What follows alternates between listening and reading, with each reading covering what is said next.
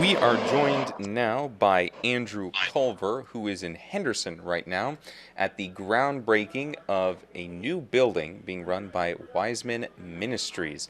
So tell us a little bit about this center. Well, actually, first tell us what Wiseman Ministries does and why they need this Sure. building. Yeah. So Wiseman Ministries, they have a recovery program for men, women, and children. Uh, so what it is, it's like a 1 year training people who might have been homeless, people who have gone through hard times in their life. And what they do is they have some resale stores kind of throughout East Texas. And what during their time during the program, they'll give them a job maybe as a cashier working the resale shop. And of course, it's like furniture and lamps, clothing as well. And also here in this new building too, is going to be a training facility to which they help people get their GED, maybe they didn't finish high school, a bunch of other materials that kind of walks them through this time. So truly what's happening today is Wiseman Ministries and the people who they're going after as well. They're trying to expand their outreach, and this is in Russ County. This is in Henderson. Right now we are off of 259 here, and you see these two buildings behind me. These will be demolished. They said they're going to start in the next coming week, and today is kind of their groundbreaking opportunity. And they're going to have a ribbon cutting by the Henderson Chamber of Commerce as well. And so working with them and providing, they said it'd probably be about 6 to 8 months of construction. I believe it's about $1.2 million funded by private donors. And so this is something that they've been working towards. They want to expand their outreach. And they said, I was speaking with someone who finished the program. I interviewed her, to which you'll see later at 6 o'clock tonight. And she was talking about how near the beginning they only had a few resale shops, and she thought it was a small thing. And she said it's really something cool to see it grow in the way that it is, and how it's affecting more people and along those lines too. And so today you can probably see there's some people behind me here too, people with the program, people who graduated.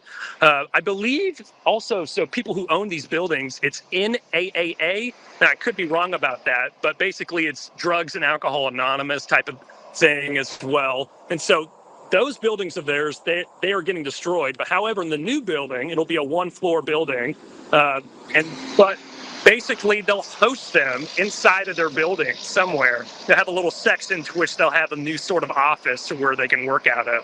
So they're in accordance here with Wiseman Ministries here. But this is this is a new opportunity for them. This is them looking towards the future, and it's exciting them here today. Certainly.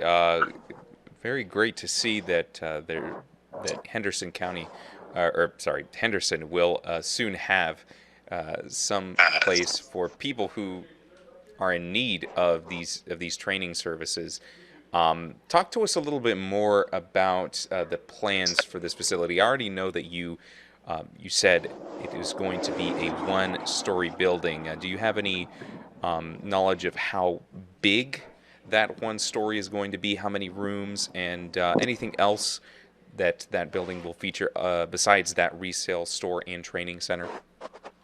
Sure, yeah, absolutely. So he's told me the square footage. I forgot the number, and so I'll have to check on that again. But basically, this whole lot of land that you see here. So there's two buildings, and there's a space, then there's another building. Basically, that will all be demolished here. And so it's going to take up this whole thing. It'll be one floor as well. I got to check on how many rooms there's going to be. That's a good follow-up question for me to ask there. But the main things they have, and of course the resale store, that's going to be a large part of the building. It's going to be a store. People can walk in, and someone's going to be on the cash register, and there's going to be tons of different stuff in there as well.